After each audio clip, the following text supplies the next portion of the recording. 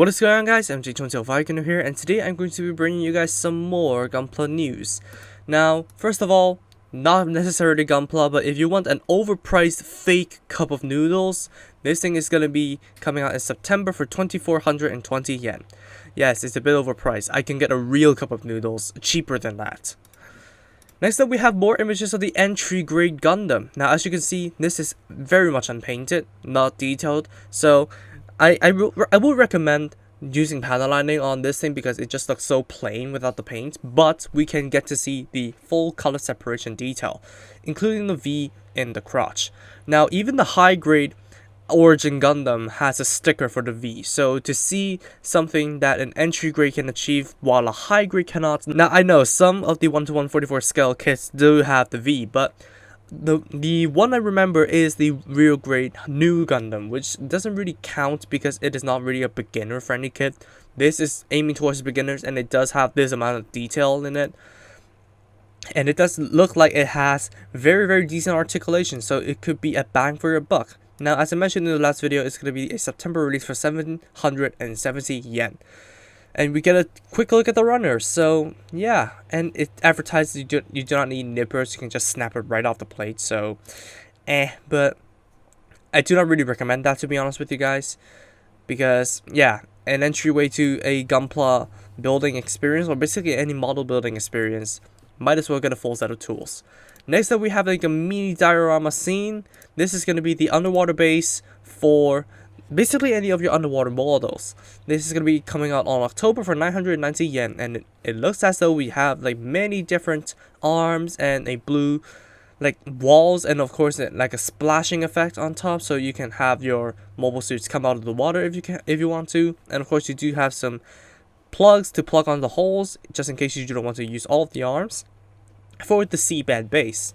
Now, one set is only going to come with one hexagon and all of this crap, so if you want to create the diorama right here, you will need to buy multiple. But yeah, it's just mini diorama, just kind of for shits and giggles, kind of like that. So yeah, it's a pretty good set in my opinion.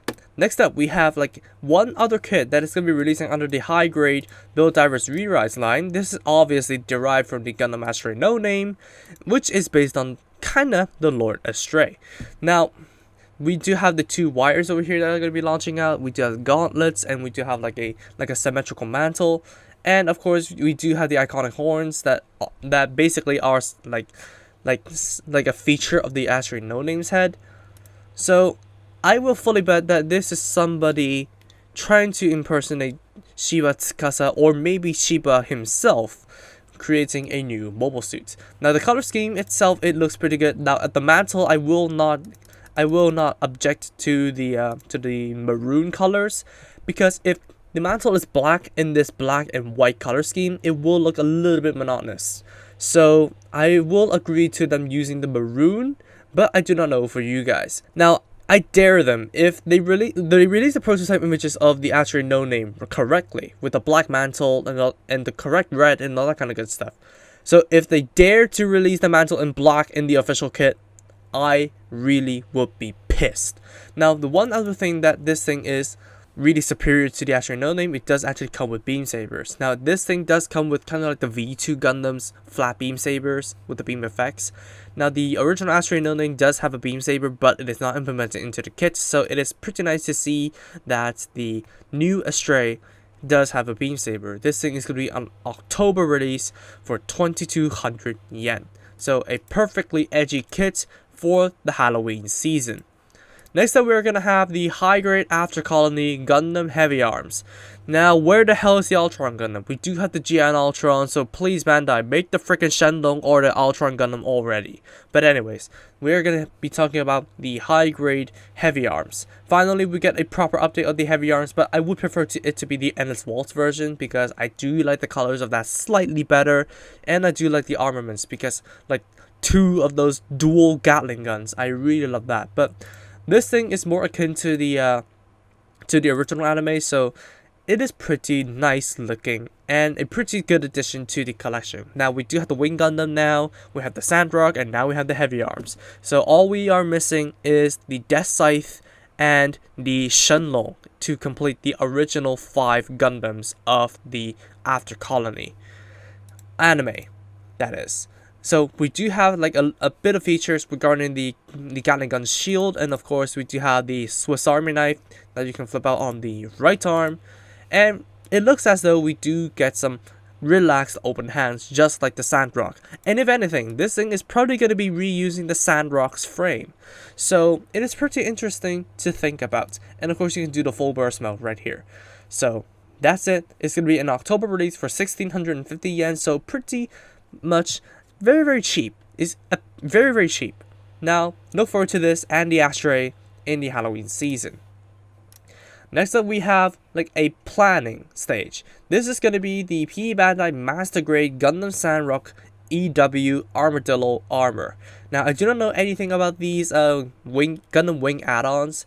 Now especially with the Armadillo Armor over here, I'm not really too sure about it, because I never really looked into Gundam Wing all that much, because I do not really like the anime all that much. But yeah, the Armadillo Armor looks like it's going to have 2 Maganac shields, so probably we're going to be getting a Master Grade Maganac. I'm not really too sure. But the Armadillo Armor makes this thing look really bulky. I think too bulky to be able to hold the shuttles.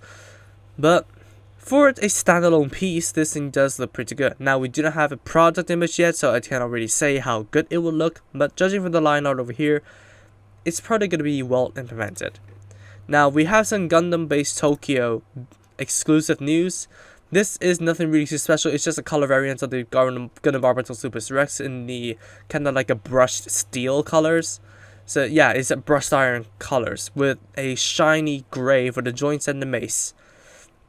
So yeah, this is just a special color edition of the Gundam Armadillo Super Rex high grade if you want to get it in Gundam Base Tokyo. I do not know if it is open right now due to the condition of the world. I think it is starting to swell back up again, so yeah, stay safe everybody. But if you want to risk yourself and go to the Gundam Base Tokyo to pick up one of these, definitely go ahead.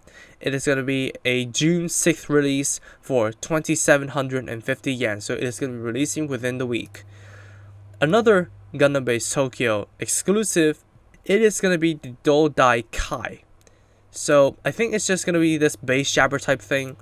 Now, not really a fan of base jabbers. I don't really know what the purpose of them are for model kits, but if you want to replicate some scenes from Unicorn, then definitely go ahead, because you can see the DJ.